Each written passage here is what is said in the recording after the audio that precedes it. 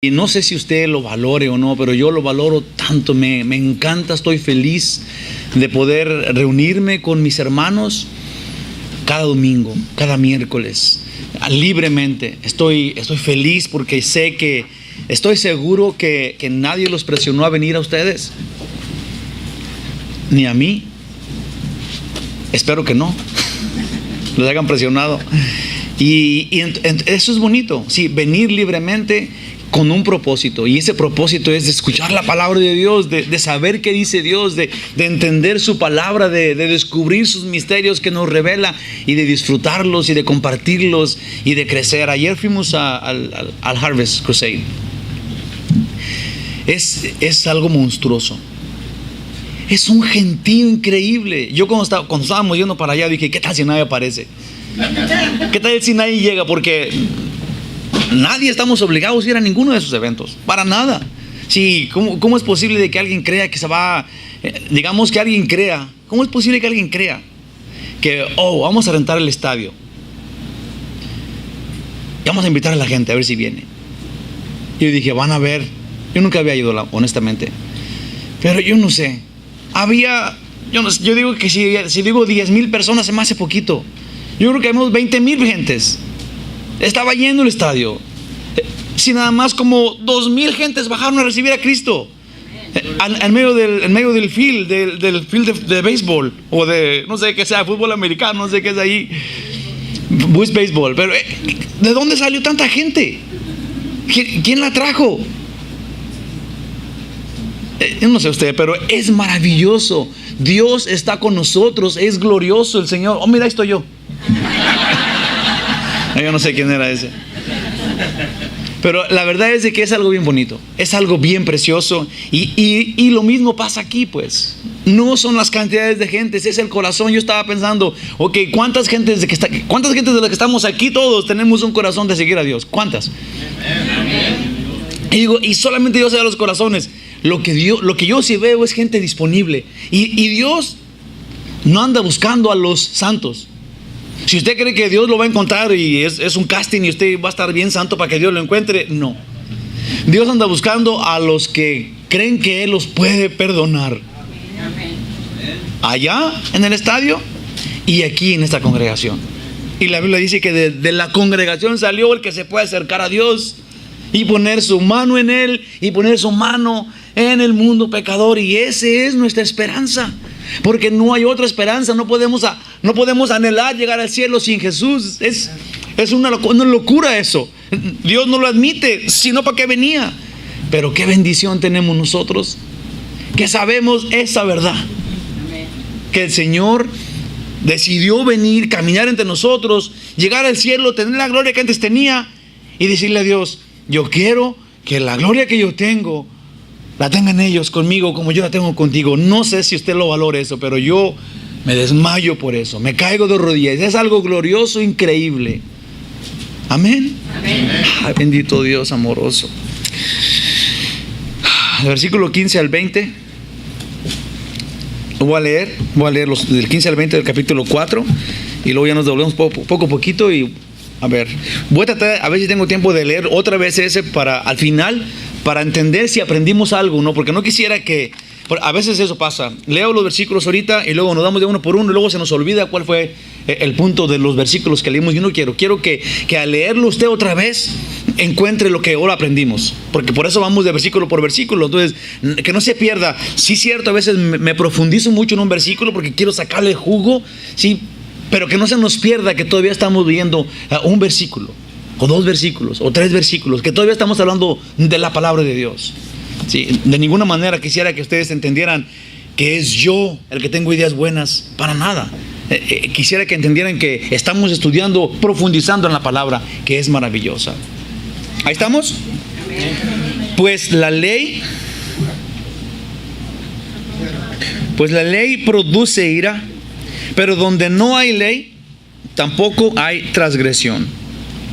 16. Por tanto, es por fe, para que sea por gracia, a fin de que la promesa sea firme para toda la descendencia, no solamente para la que es de la ley, sino también para la que es de la fe de Abraham. la cual es Padre de todos nosotros. Como está escrito, te he puesto por Padre de muchas gentes delante de Dios, a quien creyó, el cual da vida a los muertos y llama a las cosas que no son como si fueran. Él creyó en esperanza contra esperanza, y para llegar a ser padre de muchas gentes, conforme a lo que se le había dicho: así será tu descendencia. Y no se debilitó en la fe al considerar su cuerpo, que estaba ya como muerto, siendo casi de 100 años, dice aquí, o la esterilidad de la matriz de Sara. Tampoco dudó por incredulidad de la promesa de Dios, sino que se fortaleció en fe, dando gloria a Dios. Vamos a ver, poderosísimo Dios. Estamos absolutamente seguros que no hay una forma, no hay otra razón por la cual estamos aquí más que porque tú nos llamaste, Señor. Entonces ahora estamos en la presencia del Altísimo, queriendo escuchar tu palabra. Señor, bendice nuestra mente, nuestro corazón, y así entonces nuestra vida completa, Señor, nuestra familia, nuestro hogar, nuestros matrimonios, Señor, nuestros hermanos. Señor, danos a discernir que tu presencia nos da alegría completa, y tu palabra dice que tú conoces todas nuestras necesidades, que lo que tenemos que hacer es recibir, es creer, buscar tu reino y tu justicia, y todo lo demás que tú conoces que necesitamos va a venir por añadidura, Señor. Entonces no tenemos ninguna duda de que nuestra vida depende de ti y que tú eres bueno, y entonces estamos felices y en paz, de acuerdo a la salud que tú no quieres dar, porque tú eres nuestro sanador, de acuerdo al beneficio económico, haciéndonos buenos trabajadores, mejores que los demás con los que trabajamos. Señor, en ti confiamos. Nuestra vida está dada a ti. Nosotros no tenemos habilidades, no tenemos nada que presumir. Nosotros solamente confiamos en el Dios que nos ha salvado, el que es el Todopoderoso y que nos guía y nos fortalece, Señor, así como Abraham. Así como Abraham. Simplemente creer contra esperanza, contra todo lo que haya, contra todas las lógicas humanas. Señor, creemos en ti, y yo sé que tú valoras eso, amoroso. Este es tu pueblo que así cree, que así quiere creer. Señor, manifiéstate hoy, amoroso, en el nombre de Jesús. Y el pueblo de Dios dice: amén. Gloria a Dios. Dice en el versículo 15, otra vez, solito dice: pues la ley produce ira, pero no hay ley. Pues la ley produce ira, pero donde no hay ley, tampoco hay transgresión. Vamos a ver, este versículo será muy interesante de analizarlo, ¿sí? Porque es como cositas ahí que tenemos que entender muy bien. Si veamos la primera parte del versículo, dice: pues la ley produce ira. Literalmente del griego eso significa: la ley sigue produciendo constantemente ira. Sí, eso es lo que termina diciendo. Sí, que la ley está produciendo, sigue produciendo ira. ¿Pero en quién? ¿En quién produce ira? ¿En quién produce enojo la ley? Bueno, de lo que se habla aquí es en cuanto a Dios. Sí, la ley que Dios mismo estableció como su ley le está produciendo una clase de coraje, está produciendo ira. ¿Por qué? Por la desobediencia a ella. Sí, porque los hombres la conocemos, pero no nos importa, la ignoramos, no obedecemos. Entonces está produciendo ira constantemente, hasta que un día Dios saque toda su ira y la desenfunde en alguien. En el pecador debería de ser, ¿no? En el que está desobedeciendo la ira. Vamos a seguirle. Él un día castigará a cada persona que desobedeció la ley. Cada vez que la desobedecieron, a cada persona. Recordemos que la ley no ha dejado de funcionar todavía. Dios juzgará de acuerdo a la ley que Él mismo dio. Si no pensemos por ningún motivo que ahora Dios no toma en cuenta la ley.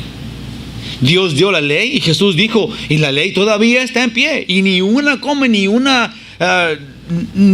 punto, ni un acento, ni nada de la ley, ni una palabra, ni una vocal se ha quitado. Todavía está constante y todavía está sonante, y todavía de acuerdo a la ley va a juzgar al pecador. Y eso es de darnos susto, porque así lo hace el Señor. Por eso es que nosotros nos sabemos pecadores, porque conocemos la ley. Eso es lo que dice acá. Yo conozco que soy pecador porque me encuentro con la ley. porque la ley me acusa de pecador y salgo culpable. Yo veo la ley, veo el decreto de Dios y digo, yo no amo a Dios como debía de amarlo. Con todo mi corazón, con toda mi fuerza. Yo salgo mal desde el primer versículo, desde el primer mandamiento. Salgo corto, salgo reprobado en sí, ni contar los demás. Pero con el primero tengo. Sí, y la ley nos califica como transgresores. Sí, no solamente pecadores, pero transgresores. Y ahorita vamos a explicar eso. Ahorita volvemos a ese punto. No quiero que no entendamos que enfrente de Dios y su ley, usted y yo resultamos culpables, dignos de condenación enfrente de la ley. Pero no se me ponga triste, no se levante sus sillas. Si ya pensaba irse, espérese. Hay esperanza. Solo quiero hablar de lo que, ahorita vamos a volver a eso, solamente quiero hablar de lo que es el pecado y de lo que es la transgresión. Acuérdense, todavía vamos a hablar de la esperanza en cuanto a nuestra culpabilidad enfrente de la ley, pero quiero todavía hacer el énfasis del por qué, cuál es la diferencia entre pecado y transgresión. Ahorita volvemos al otro. Digamos que sabemos que el pecado, un ejemplo es mentir. Pecado es mentir, ¿sí o no? ¿Sí? Ok, no mienta. Pero no nos es transgresión hasta que mentimos.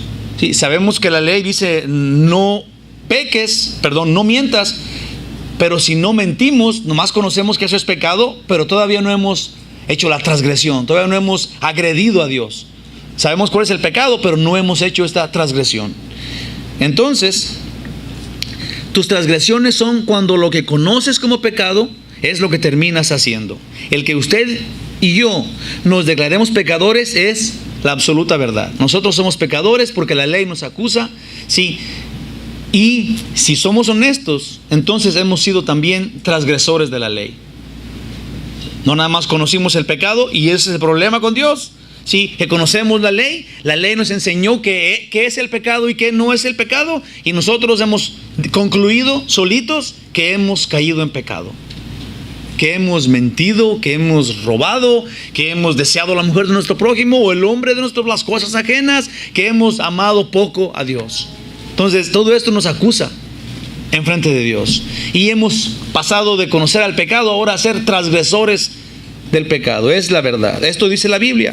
Primera de Juan 1:10 dice, si decimos que no hemos pecado, si alguien dice, yo no he pecado, y no sé, a lo mejor usted dice eso. Bueno, dice la Biblia, si decimos que no hemos pecado, le hacemos a él mentiroso.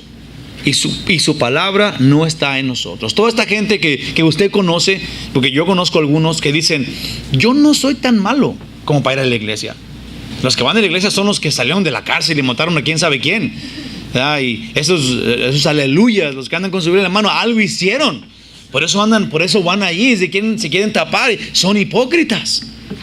Muchos dicen, yo no soy tan malo. O sea, yo no he matado, no he violado, no he robado un banco. Sí, esas gentes están tapando su maldad con su lógica, ¿verdad? Y luego lo que están haciendo es que están haciendo a Dios mentiroso, porque si una persona no tuviera pecado, entonces no había necesidad de que Dios hubiera descendido del cielo, tomado cuerpo de un humano, que es un esclavo, si todavía dejarse golpear por todos los demás hasta que lo mataran. No habría ninguna razón de hacer eso. Diríamos, ¿para qué dices eso, Dios? No seas exagerado, si nosotros podemos mantenernos sin pecado. No matamos, no robamos. Si estamos haciendo, ¿qué? Un ridículo de Dios. Un ridículo. Pensamos que Dios es un ridículo, que es un exagerado. Ellos no lo creen así. Porque dice la Biblia, lo que yo digo es, la Biblia es un libro que nos aparta del pecado. Pero el pecado nos aparta de la Biblia. Sí, cuando no queremos dejar nuestro pecado, entonces lo que sucede es que no queremos oír que somos pecadores. Que no queremos oír que somos pecadores. Lo que está pasando en este mundo ahorita, lo que es malo ya no es tan malo.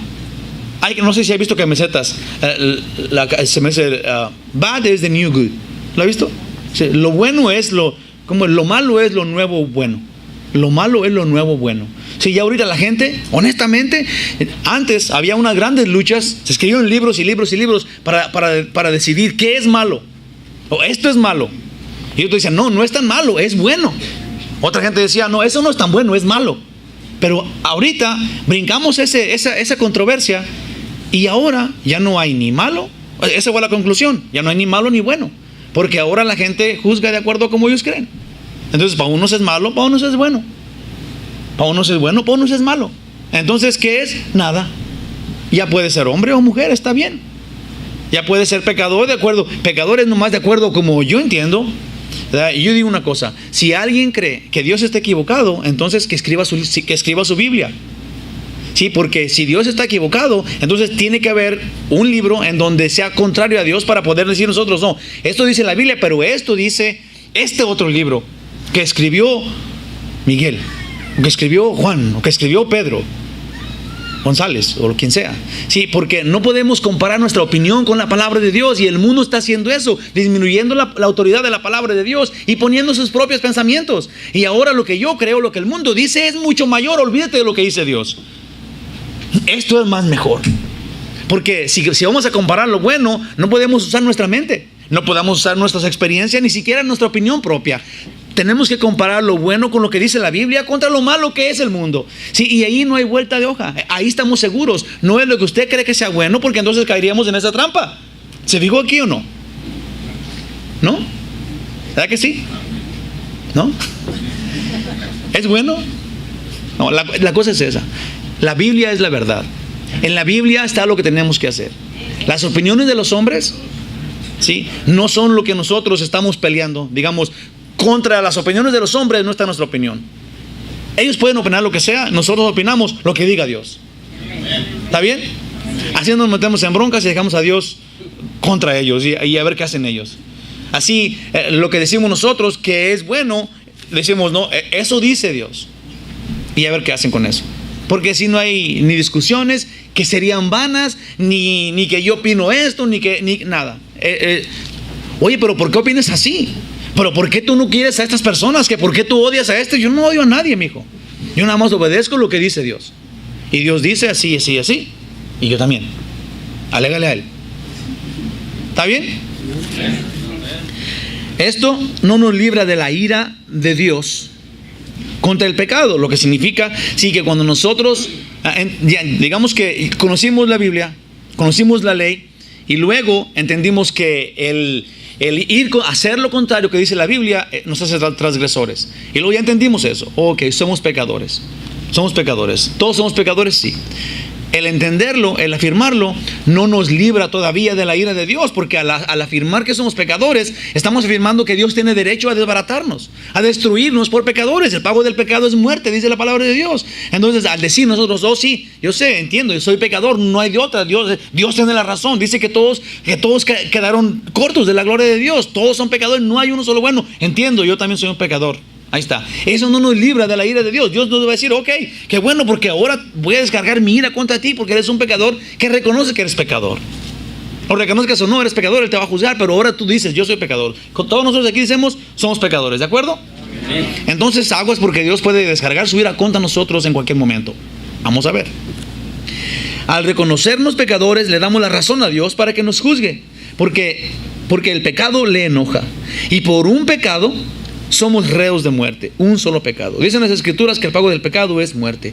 Cuando quedó bien claro que lo que merecemos, cuando quedó bien claro ahora que lo que merecemos es que solo Dios nos mate, nos destruya, apague nuestra vida como una vela y que nos condene a vivir para siempre en el infierno, es ahí en donde encontramos algo que es maravilloso, algo de lo que habla Pablo en todo el libro de Romanos. Es más, el corazón, el punto del libro de Romanos. La gracia de Dios. Nosotros no merecemos el cielo, entonces merecemos el infierno, pero entonces viene Dios y nos da algo que no merecemos. Y esa es su gracia. No es su misericordia, porque entonces la misericordia nada más hablaría de lo que sí merecemos. Sí, habla de la gracia, de algo que no merecemos. Algo que solamente a Dios se le ocurrió. Es más, no vamos a recibir vamos a recibir lo que Él tiene, lo que Él nos quiere dar a nosotros, sin tener que ver nada con nuestra forma de vida. Dios no nos va a premiar el cielo de acuerdo a cómo nosotros actuemos aquí en la tierra. Eso no. Él nos va a dar el cielo de acuerdo a como Él quiera, de acuerdo a su fe, de acuerdo a su amor, de acuerdo a que si nosotros lo creemos. Somos salvos por creer en Dios, somos salvos por fe solamente. Somos salvos por creer en Dios, y si a Dios le place salvarnos, así lo va a hacer. Por esta razón, y no quiero que se me confundan, si usted haya hecho algo para ganarse el cielo, lo puede perder.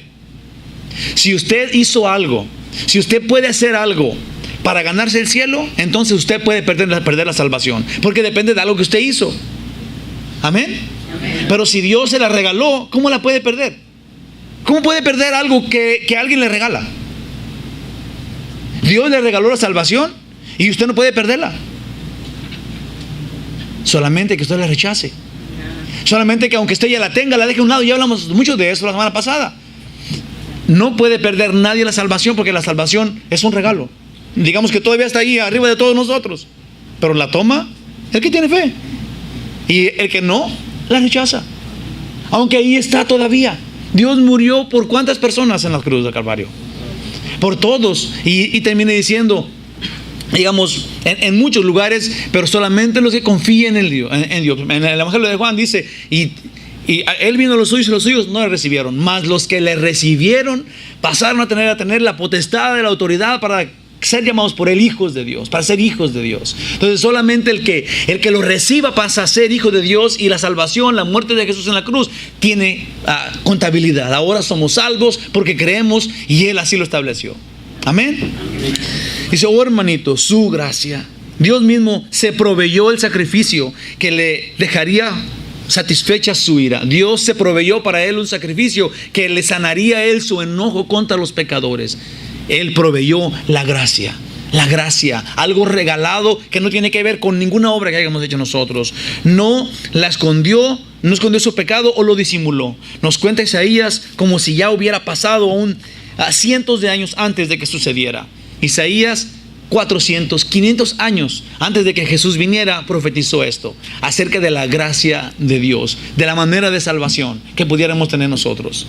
Isaías 53 del 5 al 10 dice, mas Él, sí, el sacrificio que Él proveyó, acuérdense, esto es 500 años antes de que Jesús llegara, y dice, mas Él herido fue por nuestras rebeliones, hablando obviamente de Cristo nuestro Señor, molido por nuestros pecados. El castigo de nuestra paz, el costo de nuestra paz fue sobre Él, y por su llaga fuimos nosotros curados. Todos nosotros nos descarriamos como ovejas, cada cual se apartó por su camino, mas Jehová cargó en Él el pecado de todos nosotros.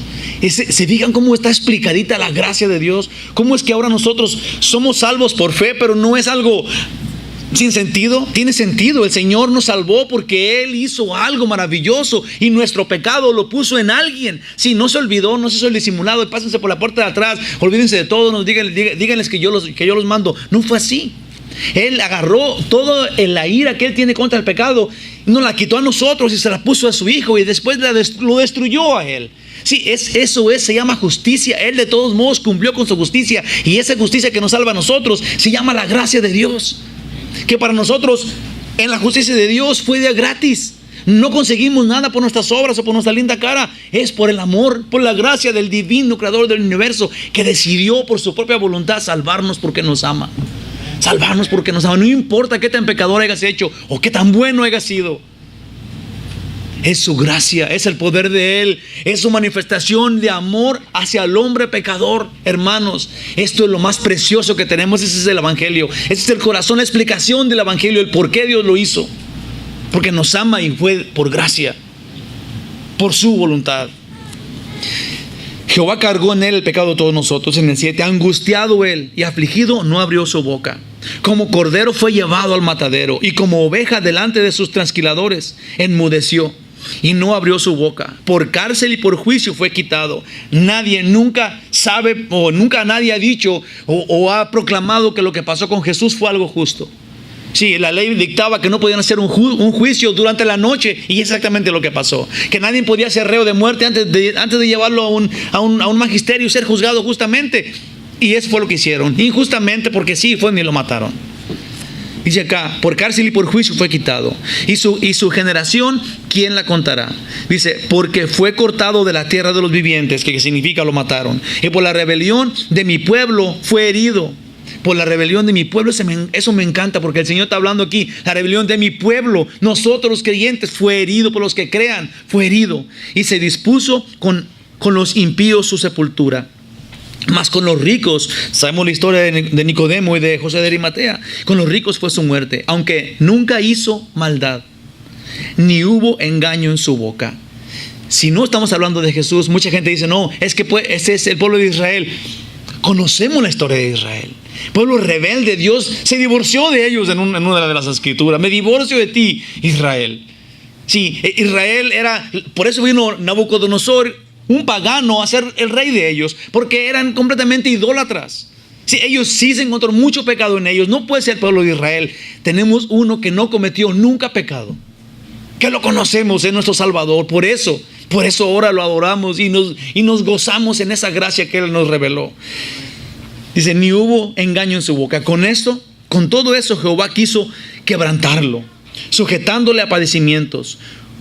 Cuando haya puesto su vida en expiación, si su vida en pago por el pecado, verá el linaje, todos los creyentes. Vivirá por largos días y la voluntad de Jehová será en su mano prosperada. Ahí ese termina, habla más, pero ahí quiero quedar. Esa es la esperanza que tenemos, la seguridad de que Jesús, por justicia divina, pagó por nuestros pecados y eso nos libra a nosotros. Dios conoce nuestras necesidades. Nosotros tenemos que buscar el reino de Dios y esta justicia. ¿Por qué somos justos? Por esto. Porque Dios justamente nos quitó nosotros nuestro pecado y lo puso en su Hijo y luego lo destruyó. Busquemos el reino de Dios y su justicia y todo lo demás será añadido. Amén. Entonces es por eso que la ley, que es el mandamiento, el mandamiento de Dios, produce ira en él mismo. Porque conocemos el mandamiento, pero lo desobedecemos. La desobediencia nuestra produce la ira en Dios. Aunque la ley es buena, pero solo nos muestra nuestro pecado y nuestra necesidad de un Salvador. Mucha gente se pregunta burlonamente, ¿salvación? ¿Salvación de qué? ¿Por qué? ¿Yo qué? Yo no necesito salvación. ¿De qué nos salva Dios? Gente que ni siquiera sabe qué dice Dios. Ahora no tienen miedo porque estamos viendo bien a gusto, como dice la palabra de Dios. No nos dé gusto o no nos dé envidia cuando vemos al malo prosperar. Dice el Señor, mía es la venganza, yo pagaré, dice nuestro Dios amoroso. Sí, entonces nosotros tenemos que tener primeramente conciencia de que Él es justo y que solamente que solamente está ahorita dejándonos que hagamos, porque eso es lo que dice, nos dio libre albedrío. Ahora podemos escoger hacer lo malo y parece como que nada nos pasara. ¿Cuántos de nosotros tenemos pecados que nadie nos vio hacerlos y todavía estamos en la iglesia felizmente? No quiero decir que todos, pero algunos tal vez. ¿Sí? Como dice, no somos inocentes hasta que alguien nos demuestre lo contrario. Dios nos libre de mantenernos así. Tenemos que empezar a cambiar. Tenemos que empezar a saber que de ninguna manera Dios no vio. Y que a nadie más tenemos que rendirle cuenta por nuestros pecados, más que al dueño del cielo, que por su gracia nos quiere llevar ahí. Aguas. No se nos ocurra preguntarle eso a Dios. ¿De qué nos vas a salvar, Dios? ¿Qué te pasa? ¿Salvos de qué? ¿De un precipicio? ¿De una inyección? El día que lo veamos cara a cara, si alguien le pregunta, Señor, ¿de qué me quieres salvar? Aguas. Yo me quiero alejar de esa persona. ¿Sabían ustedes que si todos los... ¿Sabían ustedes esto? Que todos los caminos, como mucha gente dice eso, mucha gente dice, si todas las religiones son iguales, creemos en un solo Dios. Ok. Si usted cree que todos los caminos nos llevan a Dios, estamos de acuerdo. Todos los caminos nos llevan a Dios. Pero hay un solo camino que nos lleva al cielo. Porque un día todos vamos a presentarnos ante Dios. Pero qué feo que Dios nos diga, venga para acá y saque todos los libros, como dice Apocalipsis. Y aquí está toda la historia de todas las veces que la gente te compartió el evangelio y tú lo ignoraste. Que la gente te decía, esto es lo que dice Dios, y tú dices, no, yo tengo otras ideas. Yo creo que mi maestro de, ¿sabe de qué? En la universidad tiene más razón que Dios. Oh, ok. Es que no puede estar tanta gente equivocada, todos los musulmanes. Está bien, pues. Cuando te presentes enfrente de Dios, ¿qué le vas a decir? Cuando Dios te diga, yo envié a uno a rescatarte, a salvarte. Y digas tú, ¿a salvarme de qué? Si yo confié en el maestro de ética, yo no sé de qué. Y luego te diga Dios, ok, yo había mandado a uno a salvarte de esto, pero no quisiste. Y el lago de fuego te está esperando, que es para siempre. Dice, el hoyo sin fin, dice la Biblia. Dios nos quiere salvar de algo y Él no está equivocado. Y nos quiere salvar del infierno, de estar separados de Él. De estar separados de Él. Él es la vida, tenemos vida eterna con Él. Y Él vino y nos salvó y nos rescató porque Él sí sabe. ¿Cómo podemos opinar nosotros de lo que no conocemos? ¿Cómo podemos decir, no, yo no quiero que me salve? ¿Cómo sabes de lo que tenemos 100 años de vida, digamos? Y tenemos la eternidad en algún lugar. Esa es la pura verdad. Usted tiene, digamos que por mucho que usted dure, va a durar 100 años. ¿Por qué tanta aferración a vivir? ¿Por qué tanta, yo quiero esta vida? No, Dios mío, sálvame. ¿Por qué tanto si nomás tiene 100 años? Es todo lo que tiene. Digamos que dure 120, pues porque se la voy a poner más barata. Digamos que usted, porque ya dice, 100 yo voy a llegar. ¿Qué? 120. Compare 120 años con 500, 300, 400 billones de años que va a estar en algún lugar. En algún lugar. ¿En dónde en esos 100 años va a usted decidir estar? Porque esa sería la pregunta de Dios. Yo te envié un Salvador en este poquito tiempo que viviste. ¿Qué hiciste con Él? Te iba a salvar de vivir toda la eternidad en el infierno, en el lago de fuego, donde hay desesperación y rechinar de dientes, dijo Cristo. Lo describió de esa manera. Desesperación porque no quise a Jesús. Rechinar de dientes porque eso significa, así lo describió Jesús. ¿Por qué no era tan fácil? Era gratis. Tenías oportunidad todo el día, todos los días de seguir a Cristo. ¿Por qué? ¿Por qué no lo hice? Esa pregunta te la vas a hacer durante toda la eternidad. Durante toda la eternidad. Billones y billones de años vas y nadie te puede sacar de allí. Y estás consciente de que tú le erraste, de que fue tu culpa porque tú creíste más en tu maestro de lo que sea en la universidad, de historia, yo no sé de qué, de civismo, ¿de qué? Pues peor, imagínense si creen en un maestro de esos. ¿Sabían ustedes que todos los caminos nos llevan a Dios? Solamente en uno hay vida eterna. Pero hay un solo camino y se llama, que nos lleva al cielo, y nos lleva al cielo directo y se llama Cristo. Jesús dijo, yo soy la puerta, yo soy el camino, yo soy la verdad, yo soy la vida. Si Jesús es nuestra puerta, Él está dispuesto, Él es nuestro buen pastor, Él está ahí, Él es nuestro Salvador, Él es el Redentor. No hay por qué no ir con Él. La Biblia dice, necios los que dicen no hay Dios. Necios, porque sería una palabra que describe a una persona que no quiere. No es porque no pueda, no entienda, no quieren. No quieren porque creen en el mundo, creen lo que el mundo diga, lo que el mundo ofrece, en vez de ir a lo único camino al cielo que hay, el único camino, la única puerta abierta que quiere que tú entres. Jesús dijo, en la casa de mi Padre muchas mansiones hay, y donde yo esté, quiero que ustedes estén conmigo. No nomás lo dijo una vez, lo dijo en Juan 17 también. Hay mucha, Dios quiere eso, Dios quiere eso. Él es nuestro... el Señor Cristo, quien recibió a Jesús, tiene la vida eterna. Nuestro castigo por nuestro pecado, dice, la Biblia dice que antes, Dios nos castigará por nuestro pecado, no pequemos. Ahora, como ya hemos dicho otras veces,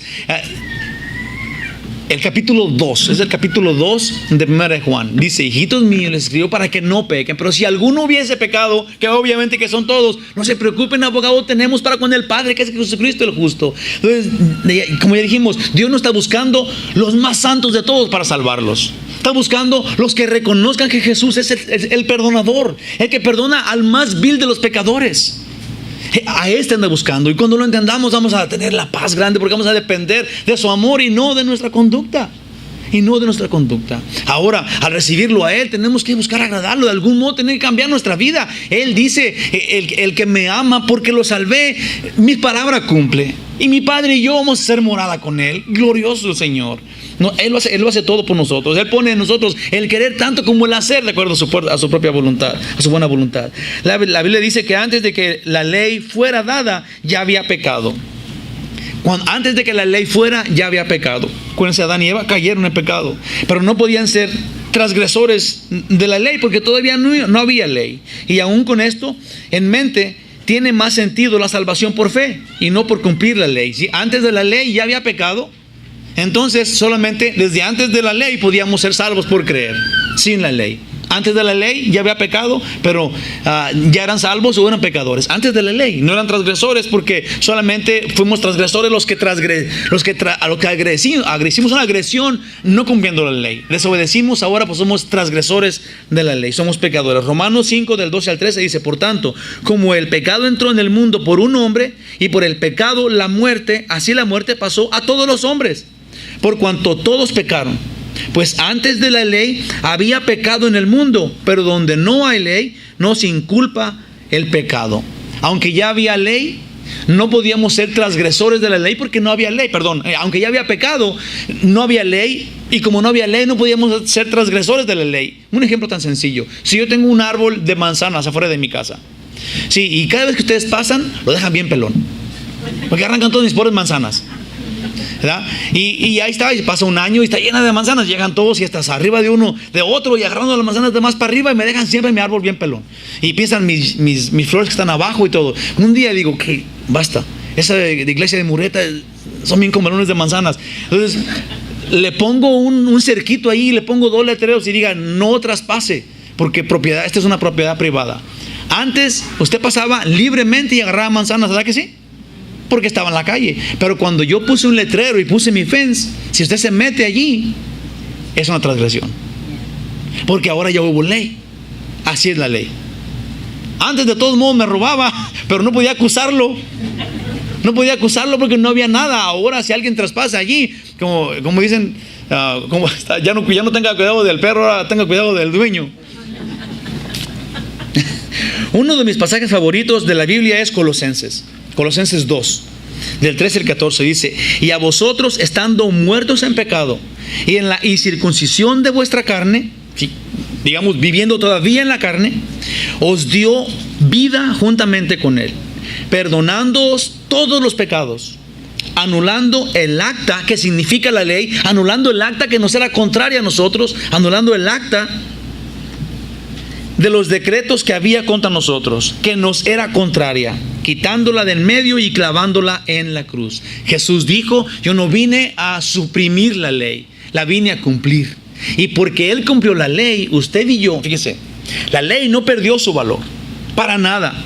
La ley todavía sigue igual y Dios va a castigar de acuerdo a la ley a los pecadores. Pero Jesús vino y cumplió la ley y agarró la ley y la puso en la cruz del Calvario y la clavó allí, esa acta que nos era contraria. Ahora Dios nos ve a nosotros como que cumplimos la ley porque Jesús la cumplió y nosotros estamos metidos adentro de Jesús, quien cumplió la ley. Entonces ahora nosotros en Jesús cumplimos la ley, que tiene el mismo valor que antes, pero que cuando venga Dios y diga, tú hicieron esto y esto y esto y esto, y Jesús diga, son míos, perdonados, justamente porque este es un cordero degollado que pagó por los pecados suyos y míos.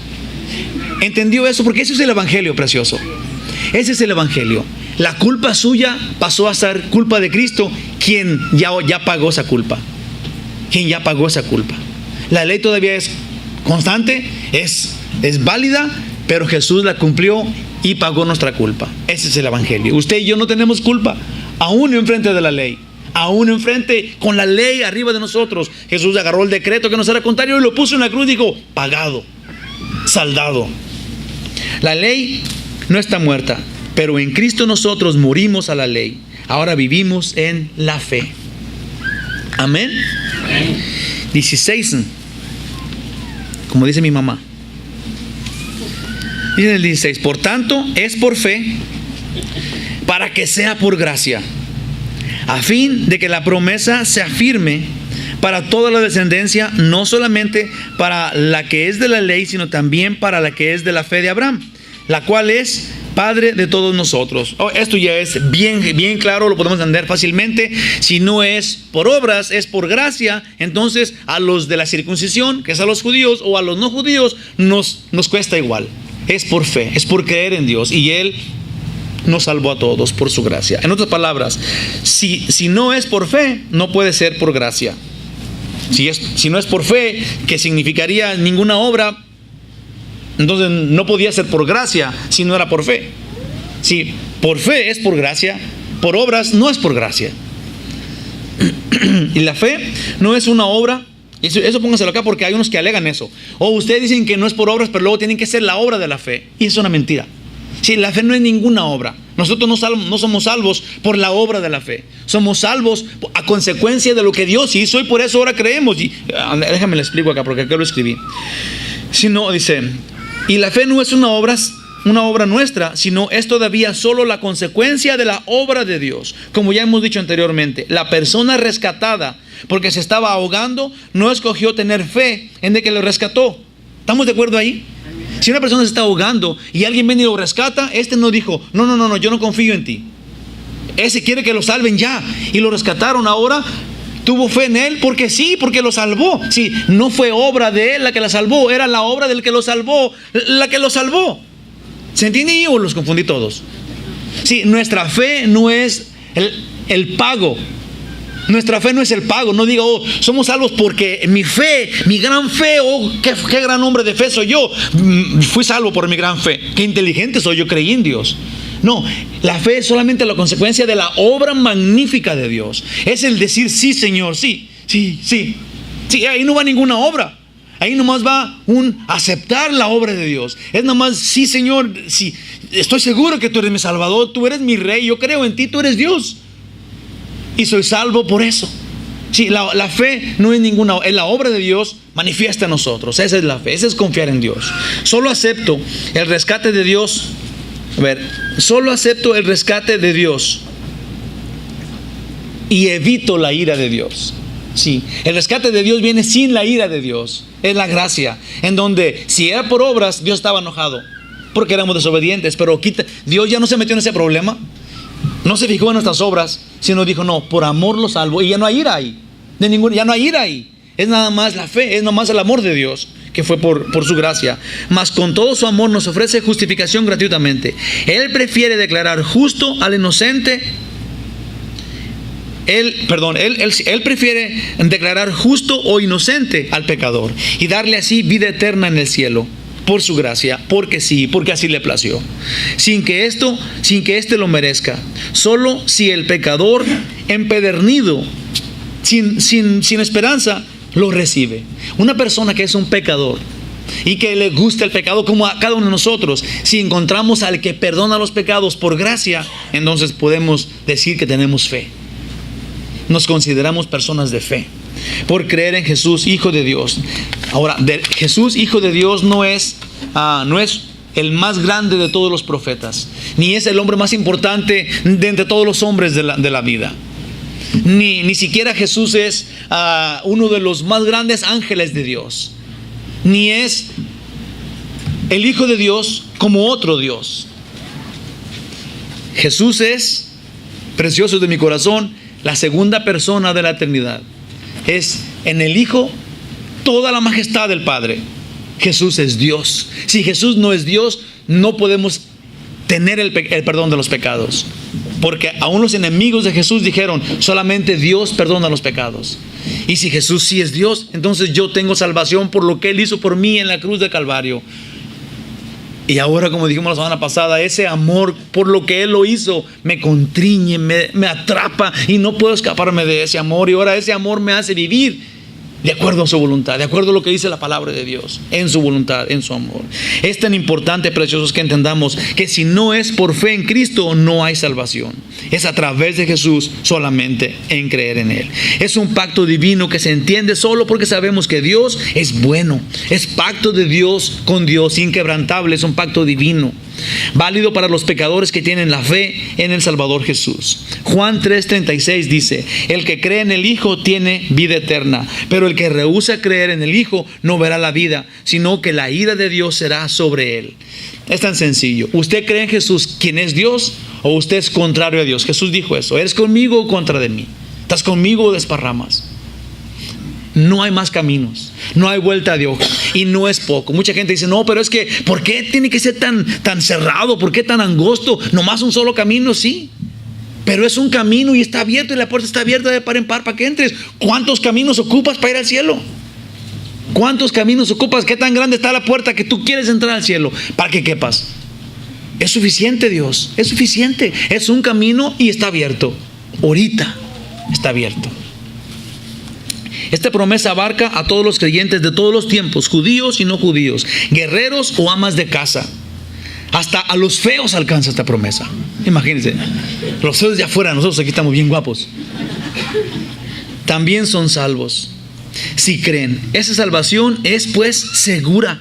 Dios la garantiza y la da gratis a todo el que crea. Al que hace obras, nunca la salvación le será segura. Porque si cumple toda la ley, pero falta en un puntito, fracasó en todo y será culpable de toda la ley, dice Santiago 2:10. Pero si recibimos la salvación por gracia, por creer en Cristo, entonces descansaremos en la seguridad y la autoridad de la palabra de Dios, judío o gentil como nosotros, todos creyentes, todos por la fe, hijos de Abraham, que creyó. Como dice Gálatas 3:29, y si vosotros sois de Cristo, ciertamente linaje de Abraham sois, y herederos según la promesa. Por las obras o por la ley, ni judíos ni gentiles, nadie será salvo. Solo por la fe en Cristo, sí seremos salvos. Amén. Y le voy a parar, voy a caer un montón, pero Dios sabe lo que hace. En los versículos del 17 para adelante, lo vamos a ver la semana que entra. Por ahorita ya vamos a pararle ahí. Nomás dimos 2 versículos. Pero que no se vaya pensando que quedó el estudio a la mitad. Este estudio fue completito. Así lo planeó Dios. Esta es la manera que el Espíritu Santo trabaja. Así que estudio completo, felices. Nos vamos a nuestra casita conociendo que el amor de Dios nos salvó y nos encontramos con su gracia por creer en Jesucristo. Amén. Amén. Amén. Mensaje directo al corazón. Poderosísimo Dios, este es tu pueblo, Señor. Felices que estamos por haber encontrado de tu gracia, por haber encontrado que Jesús murió por los pecadores y que esos pecadores somos nosotros, y que esa muerte tuya nos ha dejado puros, inocentes, perdonados, merecedores de estar en tu presencia para siempre y de ser aceptables por ti. Bendito Dios. Oh, bendito Dios, qué gloria nos has dado a los hombres de que en tu persona estemos ante ti. Señor, ayúdanos a entenderlo. Ayúdanos, Padre, para que cada persona que esté aquí hoy y que haya sido bien pecador hasta hoy, encuentre hoy al que le puede perdonar todos sus pecados y limpiarle y librarle de toda maldad. Si nosotros confesáramos nuestros pecados, Él es fiel y justo para perdonarnos y librarnos de toda maldad. Señor, ayúdanos para que limpiamente entremos ante tu presencia en Jesucristo, llenos de tu Espíritu, y genuinamente nos postremos ante ti arrepentidos por haberte ignorado tanto tiempo, porque en esa ignoración, en esa forma de rechazo que teníamos contra ti, estábamos confundidos y no sabíamos por dónde caminar. Pensábamos que los caminos que el mundo nos enseña eran los correctos. Pensábamos, oh Dios santo, que estábamos bien cuando estábamos ciegos y andábamos por caminos que nos estaban llevando solamente a la confusión y entonces a una vida sin ti, y al final de cuentas a estarse lejos de ti en el lago de fuego. Señor, perdónanos. Ya no queremos ir ahí. Queremos entonces buscar cómo servirte. Queremos buscar la verdad de la Biblia, que nunca cambia, porque tu palabra no va a cambiar. Dice la Biblia que va a pasar el cielo y la tierra, pero tu palabra no va a cambiar. Toda la palabra, todas las enciclopedias, toda la sabiduría del hombre va a terminar y no llega a ningún lado, y no hay ninguna promesa para eso. Señor, nosotros queremos vivir en la palabra viva. Queremos estar de acuerdo contigo porque tú eres la verdad. Tú eres la verdad. Y te hemos encontrado. Señor, perdónanos. Perdónanos. Recibimos el perdón de los pecados. Ahora nos encontramos entre los inocentes, entre los que te sirven, entre los que ponen atención a tu palabra y están buscando la forma de agradarte, de cumplirla. Señor, fortalécenos. Somos débiles, pero tu palabra dice, Señor, que tú no buscas a los fuertes, tú buscas a los débiles. Porque cuando un débil te recibe, entonces se manifiesta tu gloria. Bendito Dios, manifiesta tu gloria entre nosotros los débiles. Permite, Señor, que no pensemos que ya conocimos todo, ya no tenemos nada más que conocer. Porque entonces nos robamos tu gloria. Permite, Señor, que seamos humildes y dóciles a tu palabra y que escudriñemos más y más y no tengamos nunca llenadera de ti, porque tú eres manifiesto, porque tú eres Dios manifiesto entre nosotros, entre nosotros estás y nos haces estar dentro de ti. A ti todo el honor, Señor, y toda la gloria. Permítenos, Señor, honorarte en cada momento de nuestra vida, siendo obedientes. Oh, bendito Dios, a ti todo el honor. Te adoramos, Padre. Estos que estamos aquí, te adoramos a ti en espíritu y en verdad, para gloria y honra de Dios infinito, llenos del Espíritu Santo, en el nombre de Jesús. Amén.